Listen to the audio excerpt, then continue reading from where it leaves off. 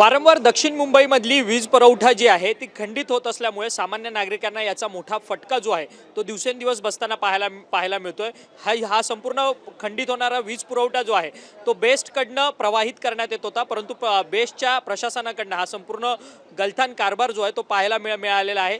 या सगळ्या वीज पुरवठा खंडित होण्याच्या संदर्भात का आज विधानसभा अध्यक्ष राहुल नार्वेकर यांच्या उपस्थितीमध्ये संपूर्ण बैठक सुद्धा झाली। या बैठकीमध्ये अनेक आमदार मुंबईतले सामील झालेले होते। आमदार तमिल सेल्वन हे देखील या सगळ्या बैठकीमध्ये होते। आपल्यासोबत भाजपचे आमदार तमिल सेल्वन आहेत। तमिल सेल्वनजी, तुमच्या संपूर्ण विभागात देखील सातत्यानं वीज पुरवठा जो आहे तो खंडित होत होता, या सगळ्या संदर्भाची माहिती काय आणि आजच्या बैठकीमध्ये विधानसभा अध्यक्षांकडनं किंवा बेस्टच्या प्रशासनाकडनं काय तुम्हाला उत्तर देण्यात आले? मेरा विभाग में साइन कोलीवाड़ा मतदार संघ गया 2 महीने से प्रॉब्लम है। मैं भी मुंबई में 40 बरस का ऊपर हो गया है। कभी 3 महीना 4 महीने का एक बार लाइट जाता है, within 15 minutes return light आ जाता है। मेरा 75% स्लम है।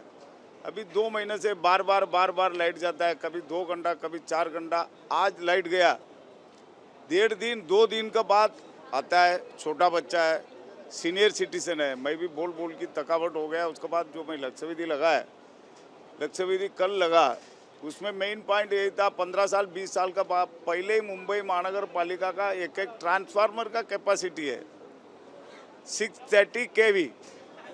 उसका ट्रांसफार्मर का कैपेसिटी होना चाहिए 1600 kV। लेकिन टोटल साइन कोलीवाड़ा में सब स्टेशन कितना होना चाहिए उतना नहीं है। मेन मुद्दा यही है, सब स्टेशन बढ़ाइए, ट्रांसफार्मर का केवी 630 से 1600 बनाइए, हैवी कैपेसिटी केबल लगाइए। ये नहीं लगाते हुए तो बोलता है तो एक घर पे स्लम का अंदर एसी है, तो अमीर आदमी बिल्डिंग में एसी लगा सकता है, गरीब आदमी क्यों नहीं एसी लगा सकता है? थोड़ी पाकिस्तान से आया है, अपना ही वोटर है, अपना ही नागरिक है, गरीब लोग है, उनको एसी लगाता है, गर्मी होता है एसी लगाता है, ये कोई बात नहीं है। तो उसी के लिए वो हिसाब से मुंबई महानगर पालिका उनका कैपेसिटी बढ़ाना चाहिए। कंट्रोल रूम एक ही जगह है, कंट्रोल रूम में जनता फ़ोन करेगा तो उठाने वाला कम है। उसके बाद गाड़ी का व्यवस्था नहीं है, आदमी का व्यवस्था नहीं है।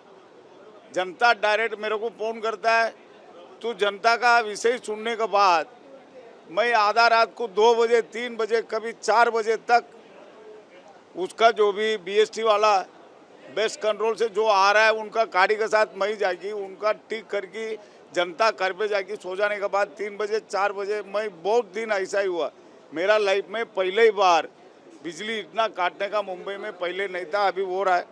आज वो विषय को लेके सम्मानीय अध्यक्ष महोदय राहुल नार्वेकर सर ने कल उत्तर दिया है हाउस में।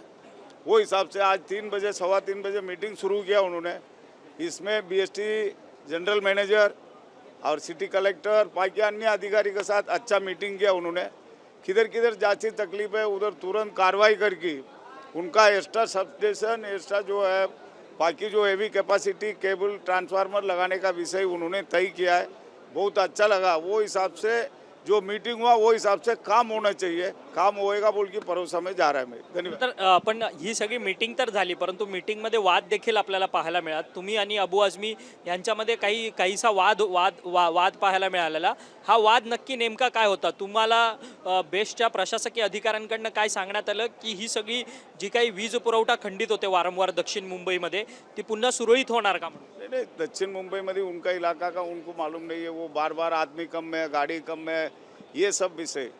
तो come to the point, direct point में आना चाहिए। तुम्हारा जो है तो सब स्टेशन बढ़ाओ, ट्रांसफार्मर बढ़ाओ, आदमी बढ़ाओ, ये विषय है। तो आदमी बढ़ाने का जो भी है, पहले ही मैं एक 3 जगह का कलेक्टर का पास दिया है, उन्होंने कलेक्टर जो है चेक किया है, वो अपना ज़मीन नहीं है। इसमें कोई ना कोई आगे करते सब स्टेशन बनाने को लेट हो गया। अभी सब स्टेशन बन जाएगा, ट्रांसफार्मर भी अच्छा कैपेसिटी के साथ बनेगा। तुम्हारा और अबू आज़मी जी का आपका और अबू आज़मी जी का कुछ तो वाद जो है इस मीटिंग में हुआ, वो क्या है? नहीं, कल लक्ष्यविधि में वो बात किया क्या मालूम नहीं।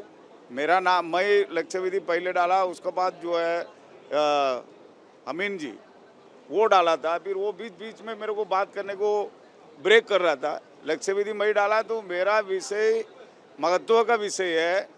गरीब जनता, बच्चा, सीनियर सिटीजन गया 2 महीने से प्रॉब्लम है, मेरे को बोलने को मौका नहीं दिया तो मैं क्रॉस करेगा ये ना। पहले ही मेरा सुनना चाहिए, बाकी दूसरा लक्ष्य विधि में जो बात किया उनको सुनना चाहिए। जास्ती तकलीफ है इसलिए मैं ही डाला ना लक्ष्य विधि, यही विषय था।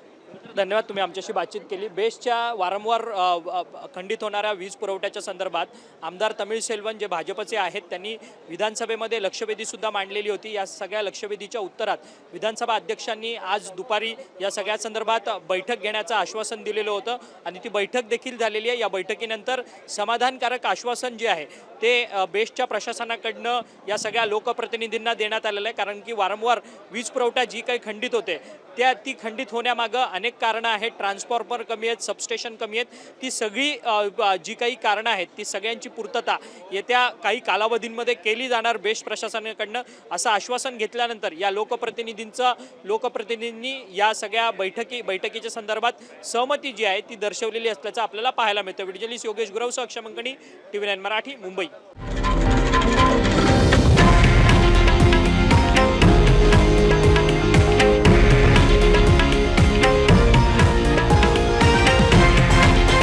हे आहे देशातील नंबर 1 न्यूज नेटवर्क आणि आपण पाहत आहात TV9 मराठी, एकमेव।